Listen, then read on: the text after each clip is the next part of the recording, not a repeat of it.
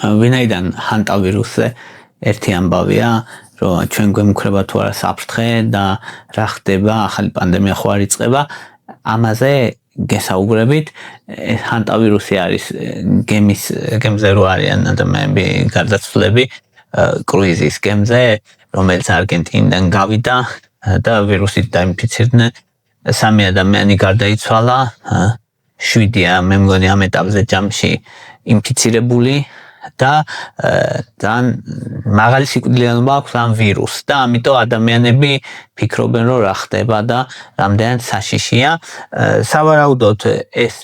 ადამიანები ამ ვირუსით დაინფიცირდნენ არგენტინაში, გემისანამ გავიდო და არგენტინიდან გავიდა ეს გემი რა. და იქ სოფლად ეს ჰანტავირუსი სამხრეთ ამერიკისთვისაა დამახასიათებელი. ახალი არ არის, ანუ როგორც გონია რაღაც ახალი ვირუსი არა ეს, ახალი არ არის. დიდი ხანია რაც არის, უბრალოდ უფრო იყო ენდემური, ანუ იქაური ამბებია რა და ნუ იქ ჩვენთან დიდად არ მოდის ამბები, თორე იქ კვდებოდნენ ხალხი მაგ ვირუსით ჩვეულებრივ. უბრალოდ აქ ეს დრამატული სიტუაცია შეიქმნა, რომ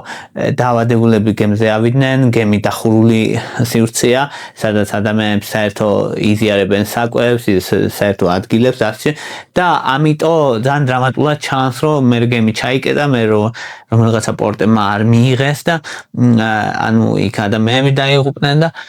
რთული სიტუაციაა მოკლედ და რაღაც ისეთ შეიქმნა ისეთი სურათი, რომ თითქოს ახალი რაღაც ვირუსი და კატასტროფა ხდება. თუმცა კარგი ამბავი ის არის, რომ ნაკლებია მაგისი ალბათობა, რომ ეს ვირუსი გავრცელდეს საყოველთაოდ როგორც კოვიდი მაგალითად. ეხლა რაშია საქმე?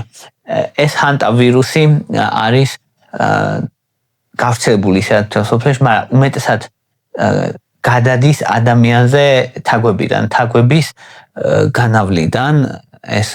როცა არ არის სათანადო დაცული, განავალს მერე რომ ნახავენ ადამიანები მოხვეტავენ რაღაცა დაბინძურებულს და ეს მისი განავალი ან შარდი ან ესეთი ფეკალიებიდან ჰაერში ეს ვირუსები ვრცელდება, მერე შეისუნთქავს ამას ადამიანი და აი ასე ვრცელდება ეს ვირუსები მღრღნელებიდან ადამიანებზე. მაგრამ აქ არის ეჭვი, რომ ადამიანიდან ადამიანზე გავრცელდა, ანუ ის ჩვეულებრივი ამბავი არ იყო, რომ მღრღნელიდან გავრცელდა ადამიანზე, თუმცა პირველ წყაროები ვისაც თავიდან დაემართა სავარაუდოდ იმან მიიღო ცხოველიდან, ალბათ არგენტინაში ყოფნისას, ალბათ ან ის იყო ქოხში ან სადღაც და იქიდან და მაგრამ დადასტურდა რომ ადამიანზეც გავრცელდა, აი ამაშია საქმე. ამიტომ გამოიწვია ეს დიდი პანიკა, რომ ადამიანზეც გავრცელდა, მაგრამ ადამიანზე ადვილად არ გადადის. ანუ ვთქვათ, მარტო ერთ ოთახში ყოფნა ადამიანთან საკმარისი არ არის იმისთვის, რომ გადავიდეს, ახლო კონტაქტია საჭირო, ახლო კონტაქტში იგულისხმება, რომ შეიძლება საერთო რაღაცების გაზიარება, მათ შორის ან სქესობრივი კავშირი. ასეთი ახლო კონტაქტითაც კი არ აქვს 100%-იანი გადამდებლობა, აქვს დაახლოებით 17%-იანი 17% შანსია იმის, რომ თუ ვთქვათ ერთ მეუღლეს დაემართა, მეორესაც დაემართოს, ეს ვირუსი დაახლოებით 17%-იანი შანსია. ნუ რაც უფრო დიდხანს არიან ერთად, მით უფრო იზრდება, რა თქმა უნდა, ეს შანსი. შესაბამისად, ხო, აი ეს არის პრობლემა რეალურად, რომ ადამიანი და ადამიანზე გადავიდა, იქ დახურული სივრცეა, მერე ეს შიში ბუნებრივია, რომ მერე ახლა ხო არ გავრცელდება კიდე აქეთ ჩვენზე და ხო არ მოიცავს მთელს კაცობრიობას, როგორც კოვიდი გავრცელდა. ეს ჰანტავირუსი ორნაირი გზა აქვს რეალურად, რასაც აკეთებს. ერთი არის, რომ ჩვეულებრივი როგორც აი გრიპის ვირუსი ეგეთ სიმპტომებს იწვევს და ადამიანს აქვს სუნთქვის პრობლემები, მერე ფილტვების უკმარისობა ვითარდება, რესპირატორული დისტრეს სინდრომი, მწვავე რესპირატორული დისტრეს სინდრომი ქვია ამას და ანუ შეშუპება ვითარდება მოკლედ ფილტვების და ადამიანი იხრჩობა და კვდება. აი ეს ემართება, როცა სასიკვდილო შედეგით სრულდება ჰანტავირუსი. მეორე მიმართულება, აი რაც ევროპაში და აზიაშია გავრცელებული უფრო მეტად, ეგ არის ჰანტავირუსი, რომელიც იწვევს ჰემორაგიულ ცხელებას, თირკმელებს ურტყავს. ან შეიძლება თირკმელებს დაარტყას, ამ ჰანტავირუსმა შეიძლება ფილტვებს და ამ შემთხვევაში ფილტვებს რაც ურტყავს ის ვერსიაა, მოკლედ ფაქტია ყოველ შემთხვევაში ეს ადამიანები რესპირატორული დისტრეს სინდრომით დაიღუპნენ, ვინც დაიღუპა და ასევე ისიც არის რომ იქ ლოკალურად გემზე გავრცელების მაღალი რისკია და ამიტომ კიდე დამატებითი საფრთხეები არის და დამატებითი შიშები ამასთან დაკავშირებით. ის კითხვა რომ გავრცელდება თუ არა ჩვენში მაღალი ალბათობაა რომ არ გავრცელდება, იმიტომ რომ ადვილად არ გადადის. ახლა აი თუ ვიტყვით თქვათ გავრცელებას კოვიდის და ჰანტავირუსის დაახლოებით 20 ჯერ შეიძლება უფრო 20-ზე მეტჯერ უფრო ადვილად ვრცელდება კოვიდი და აქ ამასობაში დრო გაქვს რა რომ როცა ამას გადამდებლობა ძალიან მაღალი აქვს უკვე იმდენია დაინფიცირებული რომ შენ ვერც კი მიხვდები რომ იზოლაციაში მოახდინო უკვე იმიტომ რომ ისინი ვინც ჯერ კიდე კარგად არიან უკვე დაინფიცირებულები არიან და აქ უფრო მაღალი ალბათობაა რომ შემოსაზღვრა უფრო მაღალი ალბათობაა რომ ეს ადამიანები იყვნენ კარანტინში და სხვებთან კონტაქტი არ ჰქონდეთ და ასე შემდეგ. რადგან დაბალი გადამდებობა აქვს ამ ვირუსს. ამიტომ არის ნაკლები რისკი, ამიტომ ჩვენთვისაც რო ვთქვათ რომ აი ახალი პანდემია იწყება და რაღაცა ესეთი ამ ეტაპზე ასე არ არის რა თქმა უნდა, მაგრამ აქ ორი ფაქტორიც არის გასათვალისწინებელი რომ როცა ესეთი ახალი აუთბრექები ეს აფეთქებები ხდება ჩვენ ვითვლით რას ვითვლით იმ ადამიანებს ვინც იმდენად ცუდად არის რომ ჩაუტარდა ტესტირება დაადგინეს რომ ეს ვირუსია და ან მოკვდნენ ან ძალიან ცუდად არიან საკმარისად ცუდად არიან იმისთვის რომ კლინიკას მიმართეს, მაგრამ შეიძლება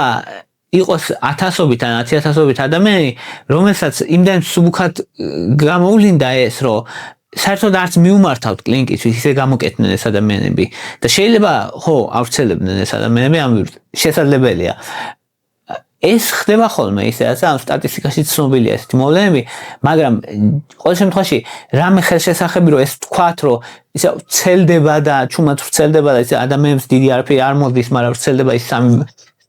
სამი სიკვდილიანობა უბრალოდ აი ამ დიდ გავრცელებაში გამოვლენილი შემთხვევებია. ამისი ის არა გვაქვს, თორე თეორიულად რა თქმა უნდა შესაძლებელია. კითხვა არის ხოლმე კიდე რომ შეიძლება თუ არა ძაღლებმა კატებმა გადმოწდონ ადამიანს, როგორც წესი არა, როგორც წესი ძაღლები კატები არ ვრცელებენ ამ დაავადებას, არ ვრცელებენ, ხრხნელებენ თაგვები, ვირთხები როგორც წესი, საკვებით გადადება შესაძლებელია თუ არა, ნუ თუ თვითონ საკვები დაბინძურებულია მღრღნელების ან ნერწყვით, ან განავლით, ან ფეკალებით, ან შარდით, ეს შესაძლებელია, მაგრამ თუ კი სახლში ნორმალური პირობებია როგორც წესი არა, როგორც წესი მაგით არ ხდება გადადება. შემდეგ კითხვა ხოლმე კიდე რომ გავს თუ არა ეს ვირუსი კოვიდს, კოვიდს რაღაცებით გავს, იმითი გავს, რომ განსაკუთრებით ბოლოში გავს, ხო, რომ კოვიდის მაგალითად მწვავე რესპირატორული დისტრეს სინდრომით ხოცავდა ხალხს და მაგ კუთხით გავს, ანუ ისიც მაგით, მაგრამ ბევრად უფრო დიდია განსხვავება სიმძლავრეს შორის. კოვიდი ბევრად უფრო სუსტი იყო, ვიდრე ეს ჰანტავირუსი და ამ ჰანტავირუსი ზოგადად სახელია, ან ოჯახია და სახეობა არის ენდეს ვირუსი ან ენდისის ვირუსი ეძახიან, ან ენდესის ვირუსი, რაღაც ენდი ვაირუსი ეძახიან, მოკლედ ინგლისურად და ქართულად რაღაც ენდესის ვირუსი ალბათ. ეგ არის ის, რაც ადამიანი და ადამიანზე გადადის და რომელიც უფრო მეტად გავს კოვიდს და სხვა ჰანტავირუსები ნაკლებად გვანენ კოვიდს. ეს შედარებით გავს, ხო, იმითი რომ ერთნაირ თავიდან თავის ტკივილის სუსტი შეგრძნება, შეიძლება სახსრები, სუსტად თუ არ ადამიანი ამბობს და მერე ურტყავს ფილტვებს და მერე ადამიანს სუნთქვა უჭირს და მერე მკვდება. ხო და ამ კუთხით გავს კი, მაგრამ იმითი არ გავს კიდე რომ კოვიდი ძალიან ადვილად ვრცელდებოდა, აი ეგ იყო მთელი მუღამი იქ, იმიტომ გახდა ამდენად მნიშვნელოვანი რომ ძალიან ადვილად ვრცელდებოდა. ეს ჰანტავირუსები არ ვრცელდება ესე ადვილად და ეგ რეალურად დიდი უპირატესობაა ჩვენ მხარეს. კარგი ამბავია. მე კითხვა ახლა რომ მაშინ რატო ესეთი ამბავი ატეხილი თუ თქვა ესე ადვილად არ გადადის და რაღაცა ან იზოლაცია რა საჭიროა რადგან ნულოვანი რისკი არ არის რა ან მაინც არის რისკები და მეტიც რისკები არის კიდე რომ შეიძლება ამ ვირუსმა მუტაცია გაიცადოს მომავალში და შეიძლება ჩქარა გავრცელება დაიწყოს მაგრამ ერთი კომპონენტია რომ თუ ამ ვირუსმა ჩქარა გავრცელება დაიწყო ის როგორც წესი უფრო მსუბუქი გახდება ანუ ესე მძიმე რომ ყოველ თითქმის მეორე ადამიანი მოკლა ანუ 40%-იანი სიკვდილიანობა თითქმის ნუ თლაც ყოველ მეორე არა მაგრამ ყოველ მესამე ადამიანს ვისაც ემართება მოკლედ კლავს ეს ვირუსი და თან ყოველ მესამე ადამიანი ხოცოს და თან გავრცელდეს ძალიან ესეთი როგორც წესი არ ხდება ხოლმე იმიტომ რომ რაც ვრცელდება ის ვირუსები ზედასასუნთ გზებს უტევენ ხოლმე და ზედასასუნთ გზებს რო უტევს ვირუსი იმას ორგანიზმს დრო აქვს იმისთვის რომ დაამარცხოს ეს ვირუსი და ქვევით ჩასვლა ფილტვებში ჩასვლა ვერ მოახერხოს და ვერ მოასწროს ამ ვირუსმა და ვინაიდან ჰანტავირუსი პირდაპირ ფილტვებს უტევს ადვილი არ არის რომ ეს ვირუსი გავრცელდეს მოკლედ იმიტომ რომ უბრალო ხველით ხო ძალიან არ ახველებს ადამიანს რაღაცა ნაკლებად ვრცელდება უბრალო ამოსუნთქით ნაკლებად ვრცელდება განსხვავებით იმ ვირუსებისგან რომელიც ზედასასუნთქ ინფექციებს იწვევს იმან დააცემინოს ეგრევე შეიძლება ოთახში ყველას გადაასდოს ვისაც მაგალითად გაციება ან გრიპი მაგრამ ეს ჰანტავირუსი ასე არ არის ამიტომ ეს რეალურად აქეთ ჩვენი ისა უპირატესობა რომ ესე ადვილად და ეს არის ხო რომ რაც უფრო ძლიერია ხოლმე ვირუსი როგორც წესი ნაკლებად ესე ადვილად არ ვრცელდება გამონაკლისი იყო სხვაშორის ყვავილის ვირუსი ქონდა ეგ რომ თან ძალიან მაღალი გადამდებობა ქონდა და თან ძალიან მაღალი სიკვდილიანობაც ქონდა ანუ ბევრს ხოცავდა და თან ადვილად ვრცელდებოდა კიდე არის ხოლმე ეს კითხვა რომ ეს ვირუსი ფილტვებს ჭამს თუ რა ხდება არა არანადგურებს როგორც წესი ამ ფილტვებს უფრო ასეა რომ ციტოკინების შტორმს იწვევს რა და აი რო წარმოიდგინეთ მოკლედ ფილტვებში პატარა სისხლძარღვები იმდენად ფართოვდება რომ სითხის გაჟონვა ხდება ეს სითხე გუბდება ფილტვებში და ფილტვების შეშუპება ვითარდება ხო და აი ეგ არის და მე ვეღარ სუნთქავს ანუ შეშუპება რო ვითარდება სითხე ვეღარ ატარებს იმ ჰაერებს და ვეღარ სუნთქავს ადამიანი და იხრჩობა აი ესეთი რამე ემართება ამიტომ პირდაპირ ეს ჰანტავირუსი რაღაც ისეთი მომაკვდინებელი მხრივ არ არის რაღაცა ანადგურებს ყველაფერს მაგრამ აი ეგეთ რაღაცას იწვევს რომ ახრჩობს ადამიანს რა ამიტომ ახლა რომ აი ვინც გადაურჩება მე იმას ხო ისე რო შეერთებენ ICU-ზე ანუ ხელოვნურ სუნთქის აპარატურში ანუ და წნევით აწვდიან ჟანგბას და თუ ეს ადამიანი გადარჩა მე შეიძლება გამოვიდეს და სულ კარგად იყოს ჩვეულებრივ იყოს ანუ ისე არ არის რაღაც ფილტვები გაუნადგუროს და რაღაცა შეიძლება გადარჩეს და კარგად იყოს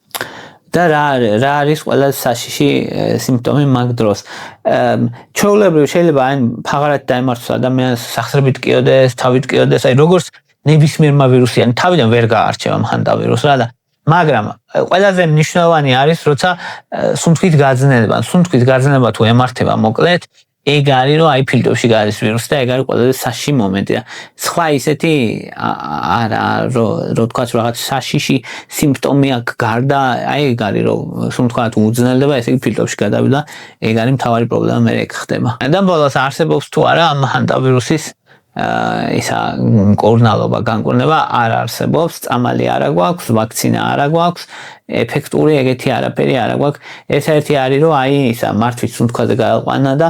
ჟანგბადის მიწოდება წნევით ეგ არის ისა და შოკი თუ დაემართება შოკის მკურნალობა თუ წნევის ის იქნება წნევის დარეგულირება აი ესეთი დახმარება შესაძლებელია მაგრამ ის რომ რაღაც კონკრეტული წამალი არ აქვს რის შეგვიძლია უმკურნალოთ ამიტომაც არის ესეთი ამბავი პრინციპში ატეხილი თორე უმკურნალებდნენ და იქნებოდა და მაინც რამხელა არის რისკი რომ ეს გავრცელდეს მთელ მსოფლიოში მსოფლიო ჯანდაცვის ორგანიზაცია მოკლედ ამბობს რომ არის დაბალი რისკი რა და ანუ არა მარტო ჯანდაცვის ორგანიზაცია საღიაზრითაც ეგრეა რა იმდენ დაბალი გადამდებობა აქვს რომ დაბალია იმის ალბათობა რომ ისა გავრცელდეს ისე რომ რაღაც ძალიან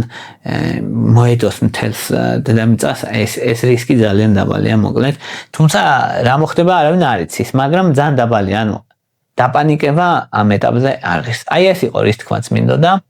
მადლობა რომ მისმენთ, მადლობა რომ გაინტერესებთ, თუ მოგწონთ ჩემი ვიდეოები და ლაიქეთ, თუ მოგწონთ ჩემი არხი გამოწერეთ, მადლობა ინტერესისთვის.